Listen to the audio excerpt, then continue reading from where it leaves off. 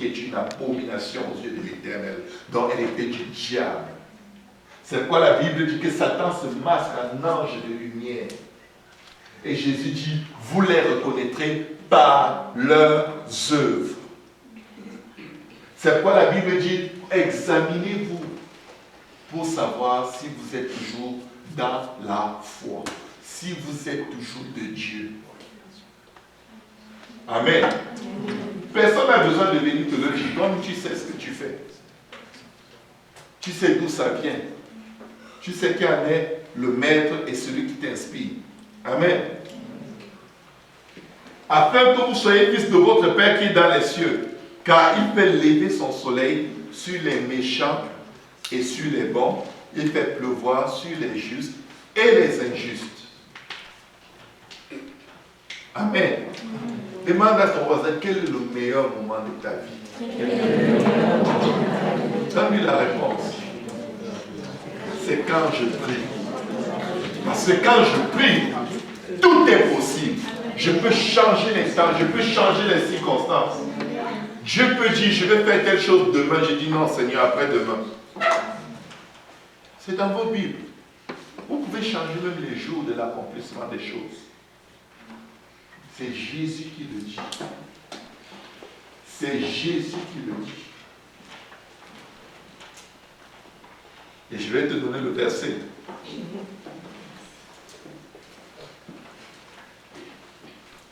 Marc 13, verset 18. Priez pour que ces choses n'arrivent pas en hiver. Oh. Marc 13, 18. Donc, priez et déterminez quand vous voulez que ça s'accomplisse. Le Seigneur donnait les prophéties de la fin des temps.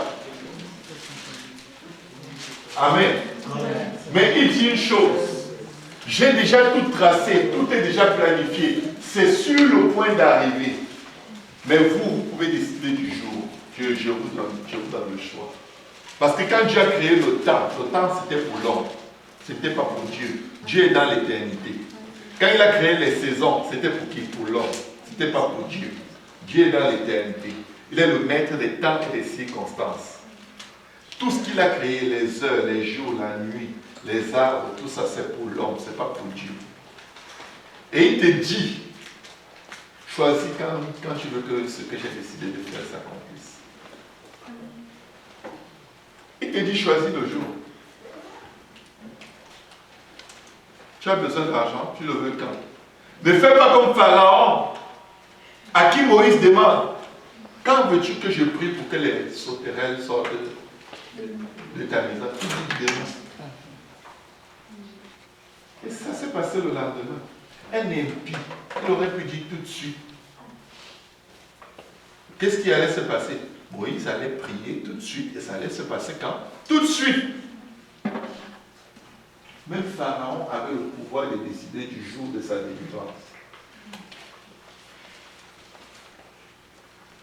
Des fois on dit, on n'ose pas dire tout de suite parce qu'on est incrédule. Mais même le diable sait, si tu veux que Dieu le fasse là, il va le faire là. C'est difficile à croire. C'est écrit dans la Bible. Crois-le juste parce que c'est écrit. Amen. La prière. Que quelqu'un dise la prière. La prière. Le Seigneur dit encore. Matthieu 24, verset 20. Priez pour que votre fuite n'arrive pas en hiver ni un jour de sabbat. En fait, il est en train de dire, dis à Dieu, Seigneur, que ta volonté soit faite, mais que ce ne soit pas en hiver, ok? Et tu sais ce que Dieu va faire? Il va faire que ce ne soit pas en hiver. Dieu te dit, choisis le jour. J'ai déjà résolu mon plan. Tu peux dire, Seigneur, ne reviens pas jusqu'à ce que j'ai gagné 200 personnes pour toi. Fais-moi travailler pour toi. Tu peux faire patienter le Seigneur. Pourvu que la raison soit agréable à Dieu. Amen. Amen. Amen. Priez pour que votre fuite n'arrive pas à l'hiver ni le jour du sabbat. Ça veut dire que ça pouvait arriver à tout moment, mais vous pouvez prier pour exclure certains moments. Je prie, Seigneur, que voilà, pas demain. Le Seigneur dit, je vais te corriger. Tu dis oui, mais pas demain, ok. Pas demain. Pas demain. Tu m'as dit de prier. Je vais prier. Pas demain. Pas demain. Oui. Si on regarde le verset 19, c'est écrit malheur aux femmes qui sont enceintes et à celles qui allaiteront ces jours-là. Voilà. En hiver. Non, quand ça va s'accomplir, tu peux prier pour ne pas être enceinte en ce moment-là. Mais oui. Parce que malheur à celles qui le seront en ce moment-là.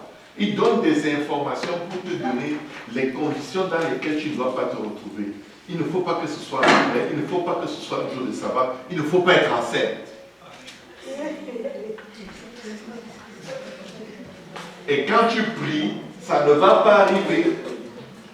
Amen.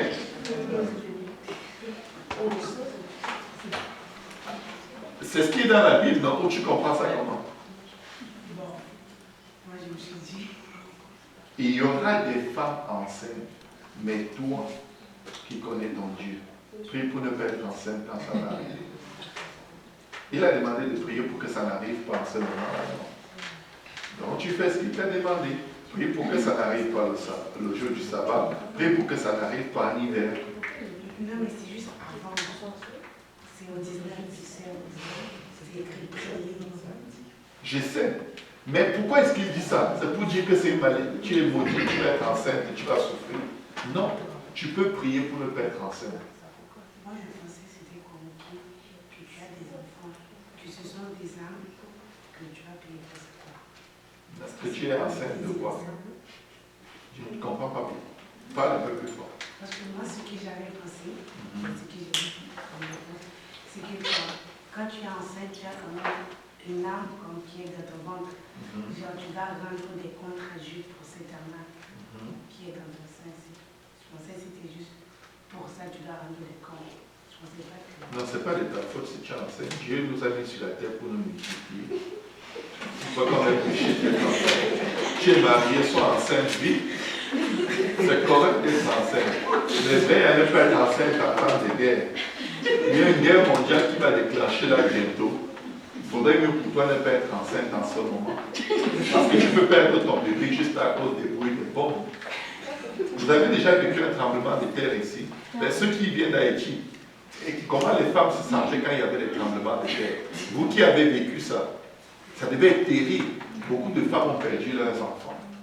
Dieu est en train de te dire, prie pour que ces choses qui vont arriver ne te trouvent pas dans un état où tu n'es pas capable. Amen. C'est ça la puissance de la prière. Ce qui va arriver. Mais prie pour que ça n'arrive pas dans des conditions où tu ne peux pas fuir. Amen. On va essayer d'avancer un peu plus vite. Priez pour que votre fuite n'arrive pas en hiver ni un jour de sabbat. C'est pour leur dire, vous allez fuir. Il leur avait dit, si quelqu'un a son vêtement dans la maison, qu'il ne retourne même pas le chercher, mais qu'il fuit. Vous allez fuir bientôt. Mais priez pour ne pas être enceinte. Priez pour que ce ne soit pas en hiver. Priez pour que ce ne soit pas le jour du sabbat. Parce que Dieu peut faire permettre que ces circonstances n'arrivent dans aucune de ces conditions pour le peuple de Dieu qui prie. Amen. Supposons que tu ne veux pas que ça arrive en février. Parce qu'en février, tu risques d'accoucher. L'autre ne veut pas que ça arrive en mars. L'autre ne veut pas que ça arrive en avril. Vous savez quoi?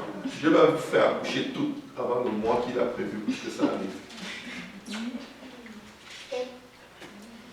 Vous allez accoucher comme ça. Parce que vous ne devez pas être dans les troubles quand ça arrive. Amen. La Bible dit ceci. La prière est ce qui te donne la force de ne pas tomber.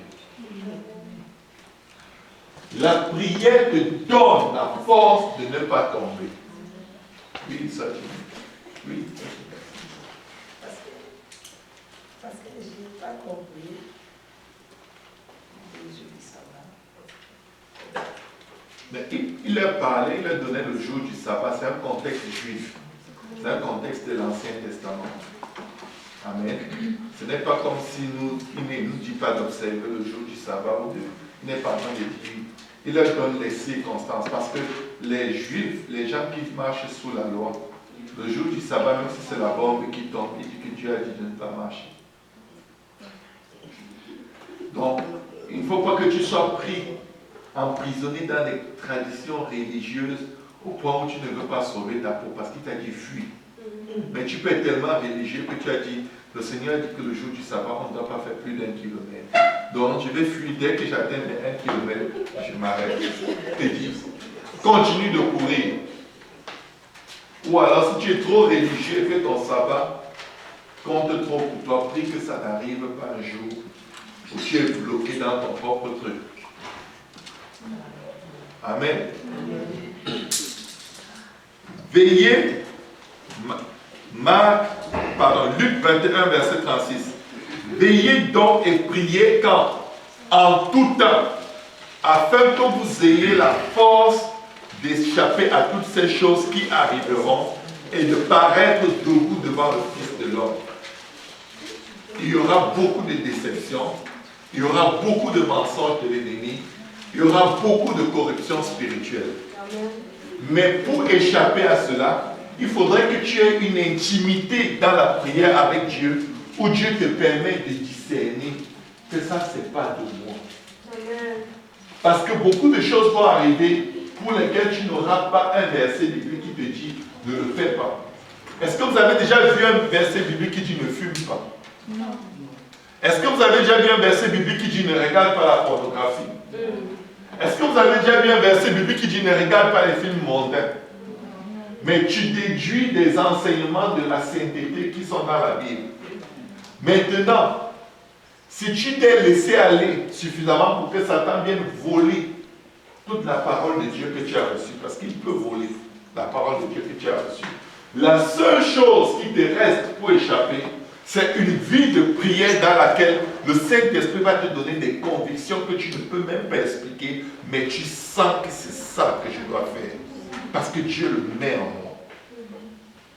Et ce n'est que dans la prière que tu peux avoir des convictions que la chair et le sang ne peuvent pas saisir.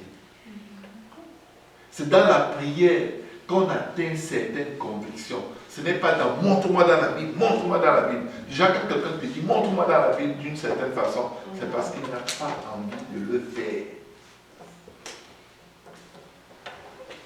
Quelqu'un qui aime Dieu fait et dit « Seigneur, enseigne-moi. Que cela soit gravé dans mon cœur pour que je fasse plus encore. » Oui, merci. Luc 21, verset 36. Marc 14, verset 38. Veillez et priez afin que vous ne tombiez pas en tentation. L'esprit est bien disposé, mais la chair est faible. Il n'y a que la prière qui va t'aider à résister à cette même faiblesse qui revient et qui revient, peu importe combien tu te bats. Quelqu'un va me dire, mais je prie, mais ça arrive quand même toujours. Il a dit, veillez et priez. Tu veilles, c'est ta part que tu peux faire. C'est-à-dire que tu prends des dispositions pour anticiper